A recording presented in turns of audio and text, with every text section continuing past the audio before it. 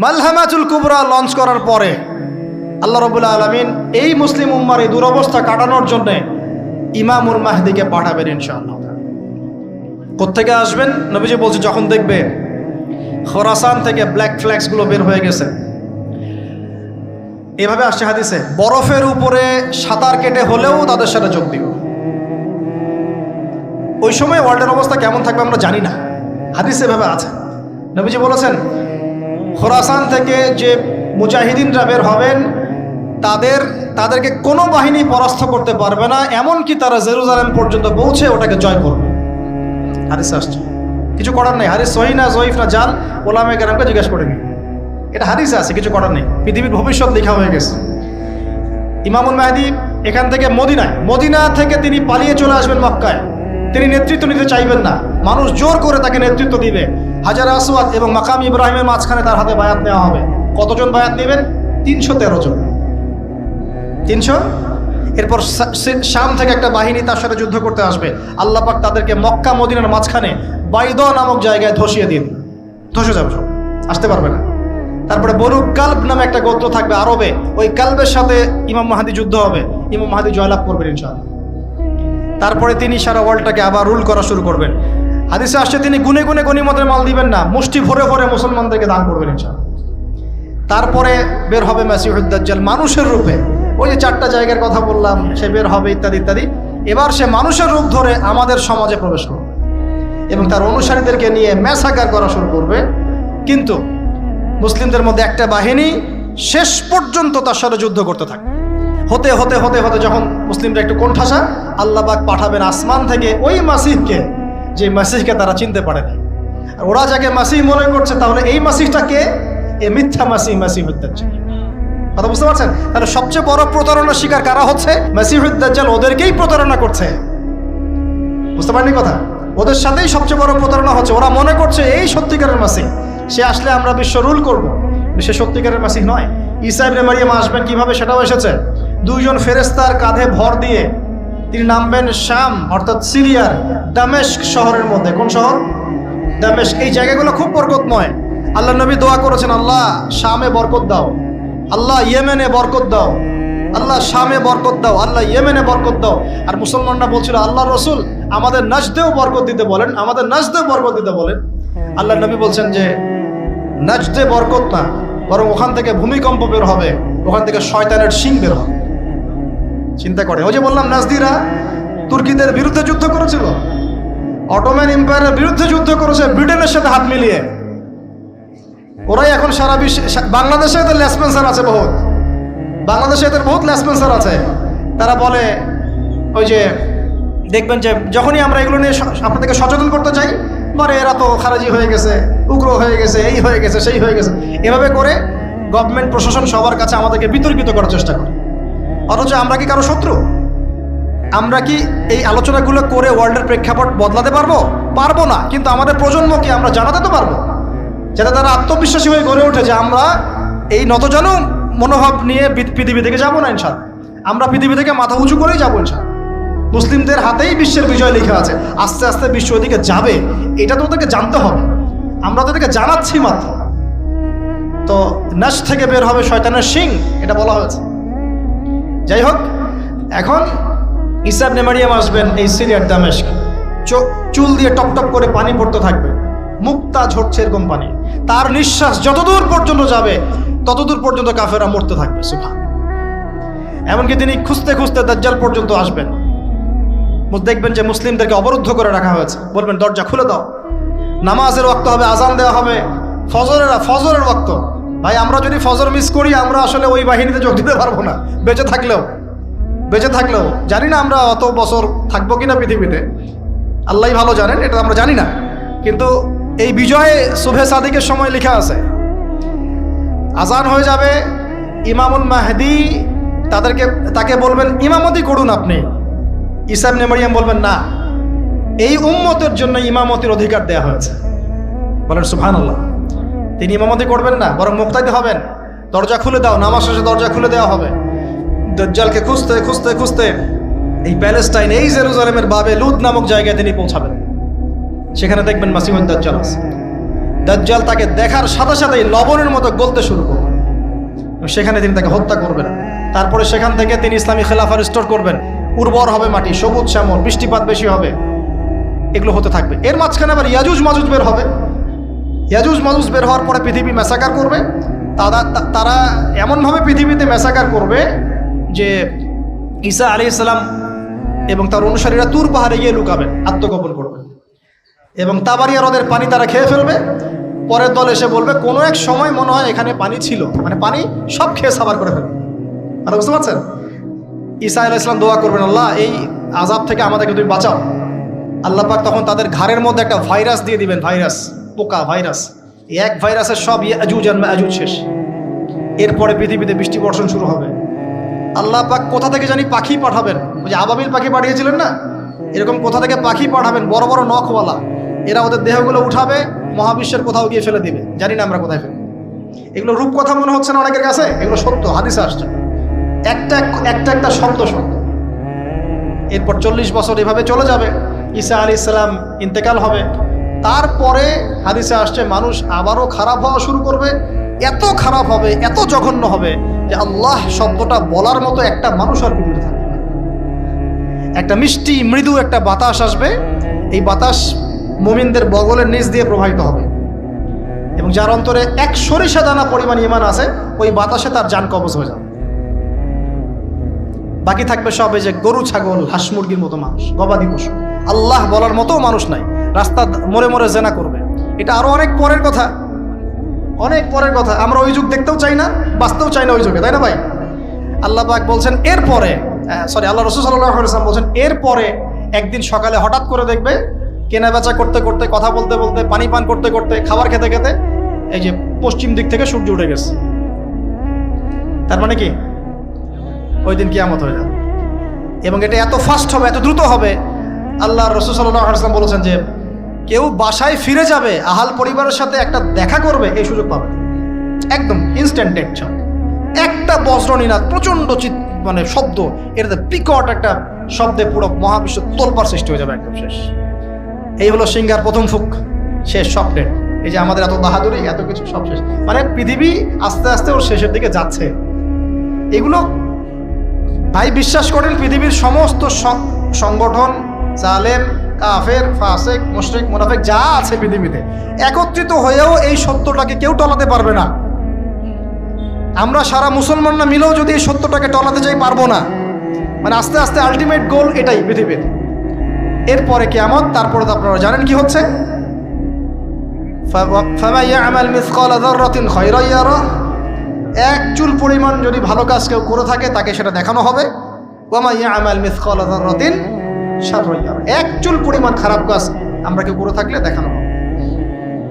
তবে যারা লা ইলাহা ইল্লাল্লাহ এই তাওহীদের উপর থাকবে, যত বড় গুনাহ করুক না কেন আল্লাহ মাফ করে দিবেন ইনশাআল্লাহ, ইনশাআল্লাহ। কারণ আমাদের জন্য নবী সাল্লাল্লাহু আলাইহি ওয়াসাল্লাম সুপারিশ করবেন। তাই বলে কি আমরা গুনাহ করতে থাকবো এখন? এটা নবী সাল্লাল্লাহু আলাইহি ওয়াসাল্লামের শান, তার মর্যাদা। আল্লাহ রাসূল সাল্লাল্লাহু আলাইহি ওয়াসাল্লাম এই কথা বলে গিয়েছেন যে কবিরা গুনাহগার মুসলমানদের জন্য আমি সুপারিশ করব। তাওহীদের উপর যারা থাকবে ইনশাআল্লাহ জান্নাত, শিরকে থাকলে, কুফরিতে থাকলে জাহান্নাম ছাড়া কোনো গতি নাই। এই হলো পৃথিবীর শেষ। আমরা তো জান্নাতে যেতে চাই কি চাই না ভাই? তাহলে এখন আমরা জানি যে এই অবস্থা কেন হচ্ছে। যখন মানুষের অস্ত্র ধরার সুযোগ থাকে না, তখন তার অস্ত্রই হচ্ছে অস্ত্র। অস্ত্র কি? মানে চোখের পানি, এটাই আপনার অস্ত্র। ইমাম শাফিঈ রাহিমাহুল্লাহ বলতেন যে তাহাজ্জুদের ওয়াক্ত, মানে যখন শেষ রাত চলে আসে, তাহাজ্জুদের ওয়াক্তে যে দোয়াগুলো করা হয় এগুলো এমন এমন তীর বা এমন অস্ত্র যেটা কখনো ব্যর্থ হয় না। কে চিল্লাচিল্লি করছেন? পুরো আলোচনায় একবারও ঠিক বলার দরকার নাই, কারণ আপনি ঠিক বললেও যেটা ঠিক সেটা ঠিকই, আর যেটা আপনি ঠিক বলবেন না, কোরআন সুন্নাহ যদি ঠিক না বলে এটা ঠিক না। তো এই ঠিক বেঠিকের দরকার নাই। কারণ হচ্ছে আমরা যদি এই আয়োজনটা মসজিদে করতাম, আপনারা কি মসজিদে এরকম শোরগোল করতেন? কথা বুঝেন? যদি আমরা এই আয়োজনটা মসজিদের মধ্যে করতাম, আপনারা কি মসজিদেও শোরগোল করতেন, হট্টগোল করতেন? যদি করতেন তাহলে সেটা হতো কিয়ামতের আলামত। কারণ নবী সাল্লাল্লাহু আলাইহি ওয়াসাল্লাম বলেছেন কিয়ামতের আগে আগে মসজিদগুলো হবে চাকচিক্যময় এবং মসজিদ থেকে হেদায়েত উঠে যাবে, মসজিদ থেকে হেদায়েত উঠে যাবে। এমন হাদিস এসেছে যে মানুষ জামাতে নামাজ পড়বে কিন্তু মুসল্লিদের মাঝে একজন প্রকৃত ইমানদার খুঁজে পাওয়া যাবে না। তা আপনাদের কি মনে হয় সেই যুগটা আসতে বাকি আছে অনেক? তো মসজিদে যদি শোরগোল হট্টগোল করা হয়, এটা হচ্ছে একটা কিয়ামতের সাইন যে কিয়ামতের আগে আগে মসজিদের শোরগোল হট্টগোল বেড়ে যাবে। আপনারা কি এটা চান? তো আমরা যদি এই আয়োজনটা মসজিদে করতাম, আপনারা কি চিল্লাচিল্লি করতেন, হট্টগোল করতেন? মনে করেন এখন আমরা একটা মাঠেই বসে আছি, কিন্তু এই মাঠে কোরআন এবং সুন্নাহর কথা হচ্ছে, আমরা কি হট্টগোল করব, শোরগোল করব? আল্লাহ পাক আমাদের সবাইকে কোরআন এবং হাদিসের সামনে আত্মসমর্পণ করার তৌফিক দান। আজকে 5 ওয়াক্ত নামাজ কারা কারা পড়েছেন হাত তোলেন দেখি। মাশাআল্লাহ, হাত নামান। আজকে সারাদিনে সূরা কাহাফ পড়েছেন কতজন? ঠিক আছে, অনেস্টির সাথেই বলেন। মাশাআল্লাহ। জুমার দিনে সূরা কাহাফ তিলাওয়াত করতে হয়, এটা কি আপনাদেরকে কেউ বলেছে না বলে নাই? এটা কি জানা আছে না জানা নাই? জানা আছে? আচ্ছা, কেন প্রত্যেক জুমায় সূরা কাহাফ তিলাওয়াত করতে হবে, কেন? নবী সাল্লাল্লাহু আলাইহি ওয়াসাল্লাম বলেছেন, একটু মনোযোগের সাথে শুনতে হবে আর মনোযোগটা ধরে রাখার চেষ্টা করেন। 1 ঘন্টা 1.5 ঘন্টার ব্যাপার। আর আমি জানি এটা এমন যুগ যে যুগে মানুষ 10 মিনিট মনোযোগ ধরে রাখতে পারে না। এর কারণ কি জানেন? এর কারণ হচ্ছে স্মার্টফোন। এর কারণ কি?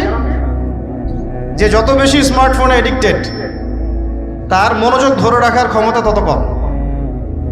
আমরা এখন মনোযোগ ধরে রাখতে পারি না, এটা একটা অন্যতম কারণ।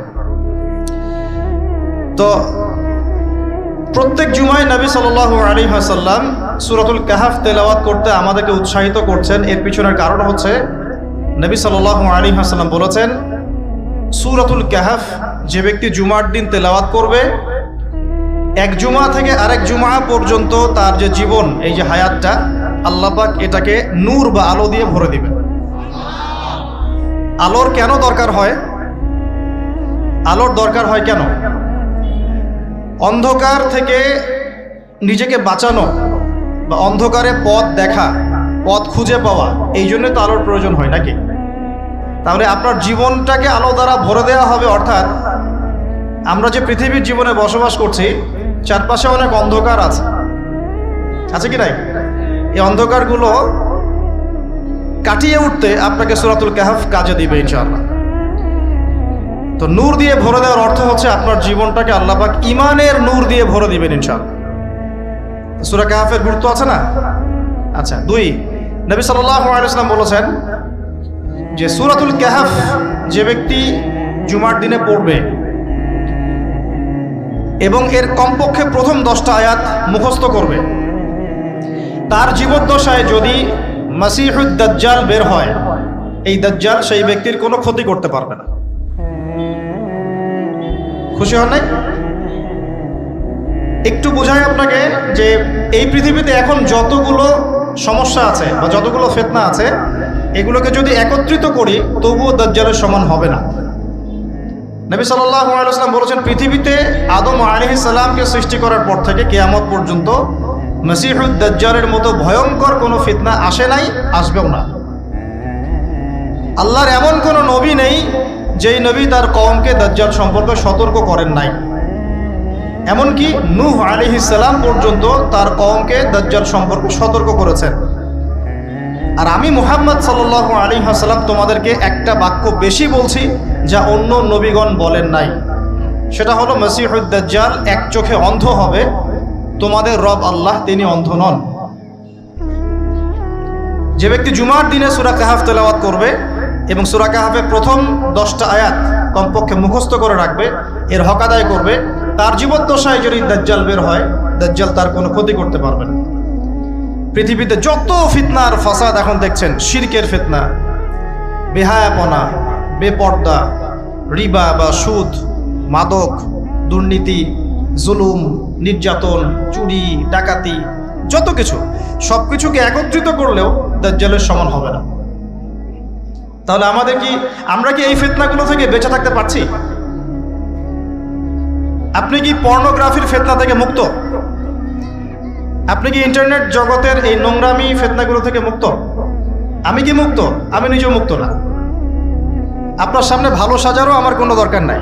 আমরা যারা ইন্টারনেটে ঢুকেছি একবার দুইবারও, জীবনে কখনো তারা কেউই চোখের পাপ থেকে বাঁচতে পারে নাই। তার ভালো সাজার তো প্রয়োজন নাই, আল্লাহকে ইস্তেগফার করার দরকার, আল্লাহ মাফ করে দেন। তা আমরা কি এই যুগে ইন্টারনেটের এই নোংরামি বেহায়াপনাগুলো থেকে মুক্ত থাকতে পারছি? না। আমরা কি এই যুগের সুদভিত্তিক অর্থনীতি থেকে মুক্ত থাকতে পারছি? আমাদের যুব সমাজ কি এই যে টিকটক বলেন, পাবজি বলেন, ফ্রি ফায়ার বলেন, মাদক বলেন, কিশোর গ্যাং বলেন, এগুলোর ফিতনা থেকে তারা কি মুক্ত? আমাদের মেয়েরা কি ফেমিনিস্ট রেভলিউশনের ফিতনা থেকে মুক্ত? আমাদের মেয়েরা কি বেপরদামির ফিতনা থেকে মুক্ত? যুবক যুবতীরা কি হারাম অ্যাফেয়ার্সের ফিতনা থেকে মুক্ত? পরিবারগুলো কি পারিবারিক কলহ থেকে মুক্ত?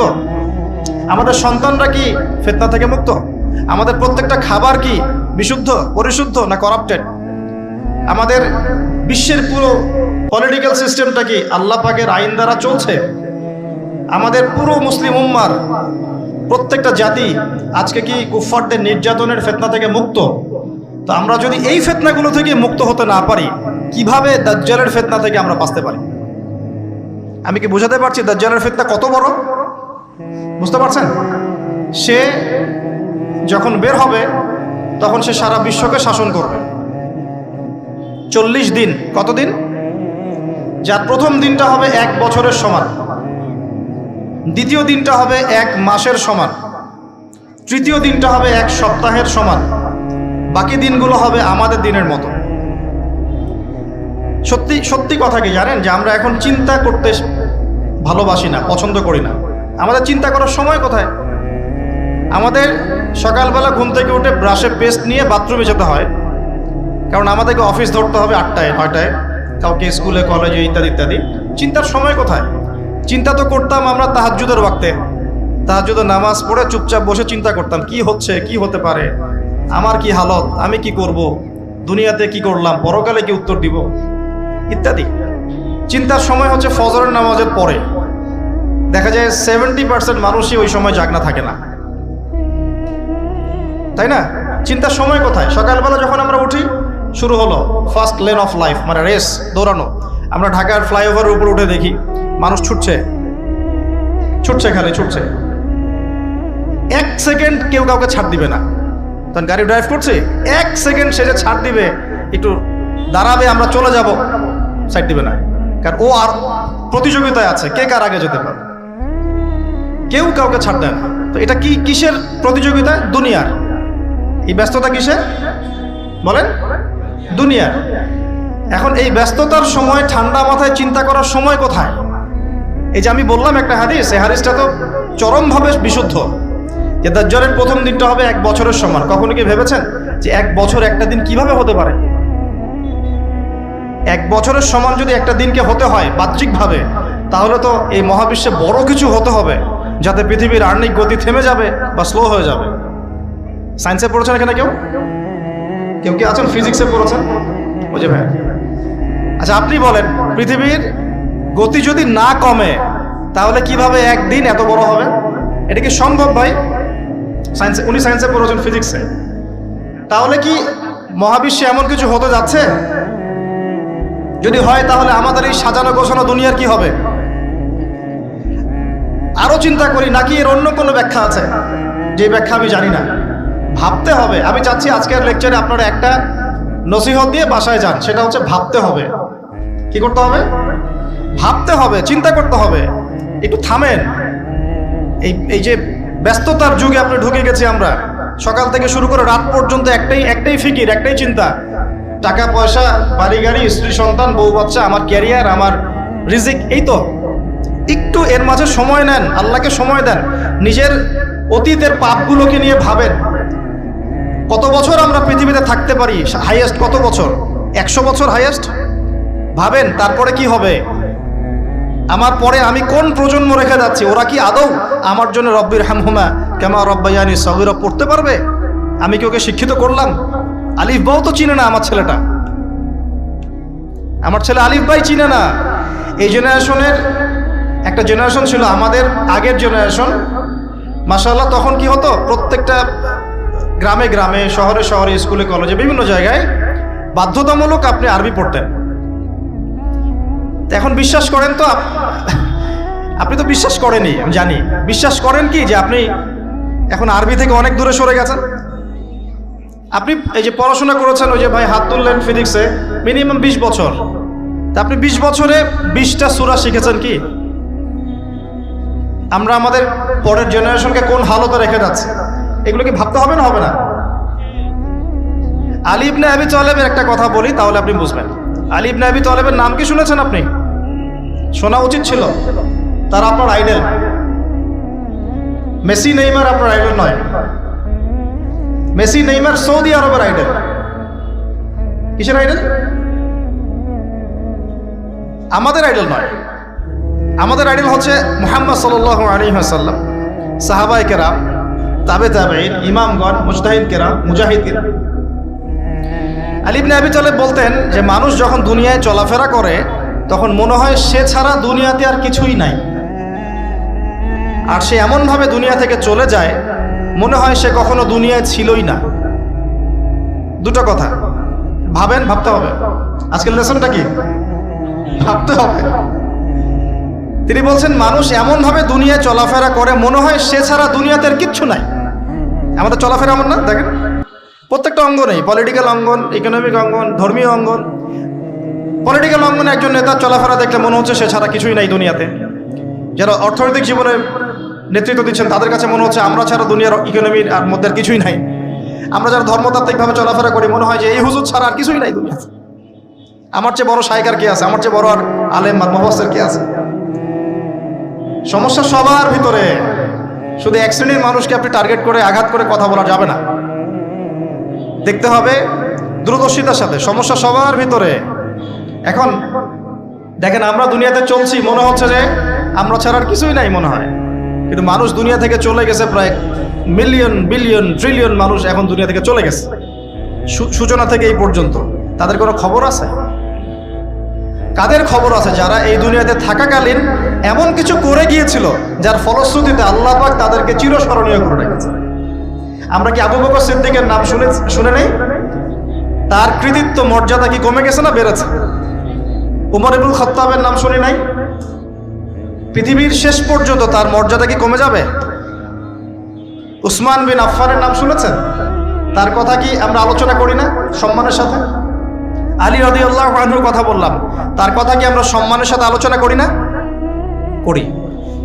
তার মানে আমরা আমাদের কীর্তি দিয়ে, ভালো কিছু কাজ দিয়ে এই দুনিয়াতেও অমর থাকতে পারি, আল্লাহর কাছেও সম্মান পেতে পারি। এটাই কি আমাদের জীবনের উদ্দেশ্য হওয়া উচিত না? ভাবতে হবে কিনা? আল্লাহ পাক আমাদেরকে তৌফিক দান করুন। যে পয়েন্ট থেকে আসলাম, কিভাবে সম্ভব বলেন তো একটা দিন এত লম্বা হওয়া? ভাববেন আপনারা, পরের দিন 1 মাসের সমান, তারপরের দিন 1 সপ্তাহ, তারপরের দিন আমাদের মতো। এভাবে কে বিশ্ব শাসন করবে বলেন? দাজ্জাল শব্দের অর্থ হচ্ছে মহামিথ্যাবাদী। কি নাম? মানে যার মিথ্যার উপরে পিএইচডি আছে, মিথ্যার উপরে। আর মাসিহুদ দাজ্জাল সবচেয়ে বড় মিথ্যাবাদী। দাজ্জাল মানে মহা প্রতারক, যে আপনাকে এমনভাবে প্রতারিত করতে পারে যার খবর হদিস আপনি পাবেন। আমরা আস্তে আস্তে আসতেছি দাজ্জাল এবং তার সাথে বর্তমান সভ্যতার কি সম্পর্ক, এবং সামনে কিভাবে সে বিশ্বটাকে শাসন করতে পারে। সে বিশ্বকে শাসন করবে। এখন আমাকে বলেন, আমার দিকে তাকান, আমাকে বলেন, একজন ব্যক্তি যদি বিশ্বকে শাসন করতে চায় তার অনুসারী লাগবে কি লাগবে না? একা একা একজন ব্যক্তি বিশ্ব শাসন করতে পারে? ও আচ্ছা, দাজ্জাল কি মানুষ না জিন নাকি? দাজ্জাল কে? এটা ফেরেশতা নাকি জিন না মানুষ? কি? এটাও একটা প্রশ্নের বিষয়। কিভাবে? দেখুন, আল্লাহর নবী সাল্লাল্লাহু আলাইহি ওয়াসাল্লাম বলছেন নূহ আলাইহিস সালামের সময়ও নূহ আলাইহিস সালাম তার কওমকে দাজ্জাল সম্পর্কে সতর্ক করেছেন। তার মানে পৃথিবীর সূচনা থেকে সে পৃথিবীতে ছিল এবং সে বের হবে শেষ জামানায়, এবং বের হয়ে সে তার অনুসারীদেরকে নিয়ে বিশ্বটাকে শাসন করবে। তার মানে অনেক লম্বা একটা হায়াত সে পেয়েছে। কোন জাতি এত লম্বা হায়াত পায় বলেন তো? কোন জাতি? মানব জাতি এত লম্বা হায়াত পায়? একটা মিস্টেরিয়াস ক্যারেক্টার দাজ্জাল। সে কি? তারপরে দেখুন নবী সাল্লাল্লাহু আলাইহি ওয়াসাল্লাম একটা হাদিসের মধ্যে বলেছেন যে তাকে ওই তামিম দারির ওই দ্বীপে বন্দী করে রাখা হয়েছে। আপনারা হাদিসটা জানেন? অনেকে জানেন। দ্বীপে বন্দী থাকা অবস্থায় তাকে সাহাবীরা দেখেছেন অনেক বিশাল আকৃতিতে, ঠিক আছে?